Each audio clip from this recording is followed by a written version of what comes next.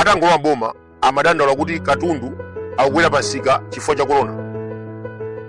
2021 Cyclone Gombe, 2022 nkhondo ya Ukraine, 2023 Cyclone Fred, 2024 anauza dziko TPP ndimene kweza katundu.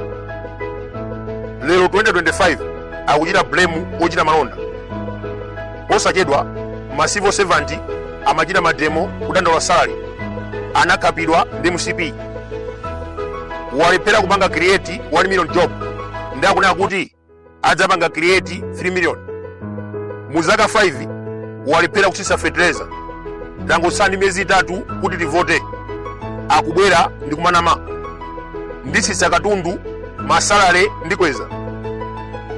Nthawi yonse anali kuti amalawi azunzika kugula zinthu mokwera zaka 5 akapita kusewu kadandaula amatumiza nyamata zikwanje kumakhapa.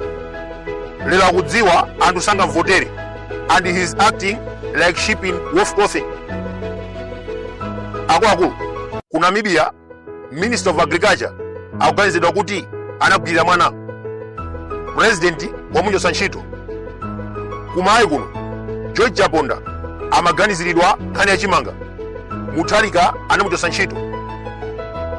2005 Yusuf Mwawa anachosedwa nduna atagwisa ntchito 165,000 pa ukwati wake.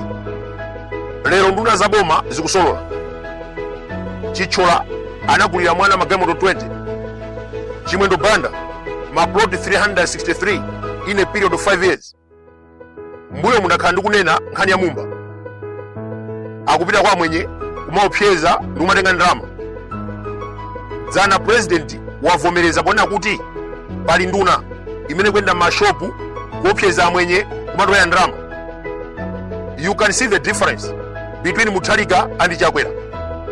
Chaponda ataganizidwa nkhani yachimanga anachosedwa. Lero president akuchita kudziwa kuti nduna zikuba koma sakuzichosa. Ali ndi mphamvu yochita appoint and even fire the minister. Chopitira pa podium kumayankhula mbwerera ndi chani? If you see the minister is corrupt, just fire him. Osamatuza ife za uchitsiru. And moreover, amalawi atopa ndi chizungu chotukira mphuno. Kuyambira 2020 munanena kuti after 2 years mukalephera mupanga resign. Mumayankhula chizungu chotukira mphuno. Nkhani ya Bridging Foundation, fertilizer ku butchery, fertilizer ku pharmacy, mumayankhula chizungu chotukira mphuno. Lero mukuchita kudziwa nduna ikupita kwa mwenye kumatoya ndalama. Mukubwera ndikumayankhula chizungu chotukira mphuno. Osangomuchita fire bwanji. Mr. Chakwera, we are tired of your stupidity. Ku convention ya MCP anadzudzula ma candidate amene amagawa mamiliyoni kwa ma delegate. Lero akuita na mafumu kunyamula anthu malole kupita ku State House akugula zovotera kumapereka ndalama ndipo toka madzi. What a hypocrite. Munthu ameneyu 2020 First Sona anavomereza kuti Professor Mutharika anathetsa quota system. Lero akusintha DPP ndimene ambisa. Are you serious, Mr. President?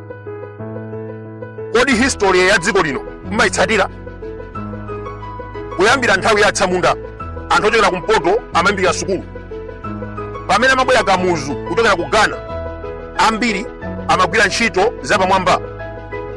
1964 kunachitika cabinet crisis. Nduna zambiri zimene zinambala ndi kamuzu zimachokera kumpoto. For this reason, MCP inamba kudana ndi anthu aku Northern Region. Anachosa chitumbuka mu syllabus. 1969 anakhazikisa regional quota system. Ana opita ku secondary komanso university amasankhidwa kutengera chigawo. Amakondera Central Region ndi kumasala anthu akumpoto. 1975 anakhazikisa Chichewa Board. Kampani imeneyi imakakamiza mtunduli wonse kumayi kuno kuphunzira chichewa. Komabe zimenezi sizinapangisa atumbuka kubwera mbuyo. Amalimbikira sukulu woyerekeza ndi mitundu ina.